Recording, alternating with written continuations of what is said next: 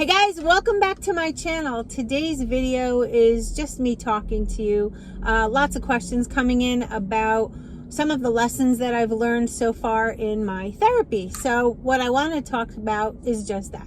So if this is something you're interested in, then just keep watching.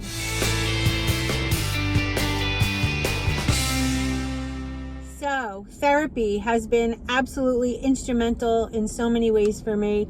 If you are someone who suffers from binge eating or eating disorders or chronic dieting or any of the above or others, please do yourself a favor.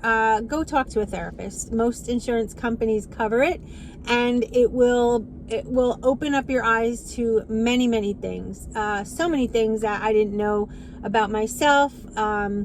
I mean, I can start off by telling you that I am a habitual person, and that's something that I did learn. I thrive on the same kind of things. Although I get bored, I'm a habitual person, meaning I will eat kind of the same foods all the time and be happy with that. I take the same way to work, excuse me, every morning. I like structure. I like to know what's going on. I don't like the element of surprise. Habitual. I create habits very quickly. When I was very young, I was hanging out with some kids and they were smoking cigarettes, and I was like, let me try it. From that day forward, I was a smoker for probably, I don't know, 10 years or so. I have been smoke-free for a very long time, but I like a shirt, let's say, I'll buy it in 3 colors. I'm very habitual, if that makes sense. And it's interesting because I'm not a big drinker. So there are some things that I aren't habitual with, but the main thing that I'm learning is I thrive on just structure. And interestingly enough, it was brought up, nurses are usually just that. We are good at documenting. We know what's going on. We always have a plan. It's like playing chess and always being 1 or 2 steps ahead. And for that's probably why I have led a life of chronic dieting. Maybe even at some points in life when I didn't even need to diet, I was always doing that. Part of my being, I guess. And with that information, I learned that, I always associate food as either being good or bad or high carb, low carb, not for me, whatever. And I would always eliminate things. I can't remember a time really that I just kind of ate whatever I wanted. There was always something behind it. I would wake up, I still wake up in the morning. And that's the first thing I think of is, what am I going to eat today? Am I planned? Do I have everything? Do I this? Do I that? It's just, and that's, it kind of weighs you down a little bit when you are learning to, or have become free of that. And, so that's, I guess, a big lesson that I've learned. Another lesson that I've learned with therapy is, and you've heard me say it before, is just not to label food as anything. Going back to what I just said, don't label it. Don't label it high fat, low carb, Optavia, Jenny Craig. Like, just don't label it. Anytime you put something in your mouth, you chew and swallow, it's food. That's it. It could be a lollipop. It could be ice cream. It could be chicken breast. It could be chicken thighs. You get the drift? Anything you eat is food. So throughout this time, I've slowly, and I'm still not there, guys. It's still, I think it's like always going to be a work in progress, but I'm focused and determined because I kind of have to get out of that cycle. It's not healthy mentally. Like I may look at a can of soda and right away think, oh, that's horrible. That you can't have that. Well, in the real world, it's like, why not? Why can't I have a can of soda if I want one? Because it all boils down to that diet mentality, that structure that I love. And for some people like me, that worked great for a long, long time. But I have noticed it's been holding me back with a lot of things, and I really wasn't even aware. I I mean, I knew I liked structure, but I wasn't aware of how it was hurting my psyche. Like, I literally, I mean, anywhere I went, whatever I did, it was always, always focused on, is there going to be something I can eat? Is there going to be something I can't eat? What do I do if I'm presented in a situation where I can't have something to eat? Like, that was like my daily thinking. And that, my friends, is, for some people, damaging. You become where you feel bad if you eat something that's not. You feel like a failure. Like, that's heavy stuff. We are not failures. We are amazing women and men, and we shouldn't associate a food with being a failure. For years, that was in my head. If I went off plan, if I ate something I wasn't supposed to, if I binged, if I this, if I that, it made me a horrible failure. I'm not. I'm a great person, I think.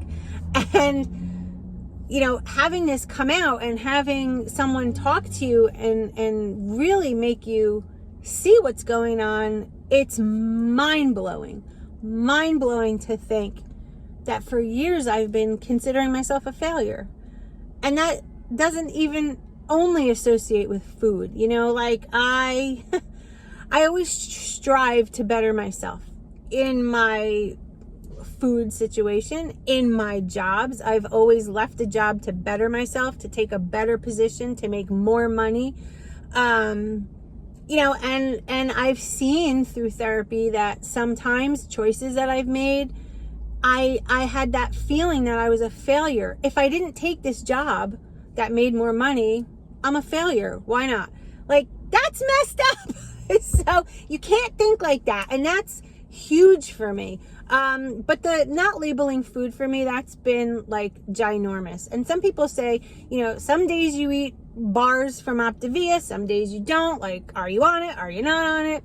And again, I'm not labeling. So if on a day I decide to have a protein bar, I do. If on a day I decide to share with you how I organize feelings and different things in my office, that's just me sharing my life with you. If I one day decide to eat keto, if I decide to eat carnivore, my business, and I'm sharing it with you. I'm not preaching, so please understand that. I'm just evolving throughout therapy and just wanting to share it. And maybe I should have more of these talks a little bit more often so that, you know, you're not confused, but I figured it was time because people were asking. So, you know, and then therapy goes deeper, you know, childhood traumas, whatever. I clearly have post-traumatic stress disorder from when I had COVID. You know, it was before, kind of right when it was coming out, when there was no treatment for it. I couldn't breathe. I was sick for 6 weeks. I was, you know, watching TV that was the Delta, and everybody was dying. My hospitals had truckloads of people dying every day. I mean, I was absolutely terrified. And then, you know, I was isolated for 6 weeks. It was a long time away from my family and friends. And like, you know, I had family members die. I had like, there's just a lot. So, you know, if I seem one day showing this, one day showing that, it's not because I'm trying to mess with any of you. I am just going through a lot.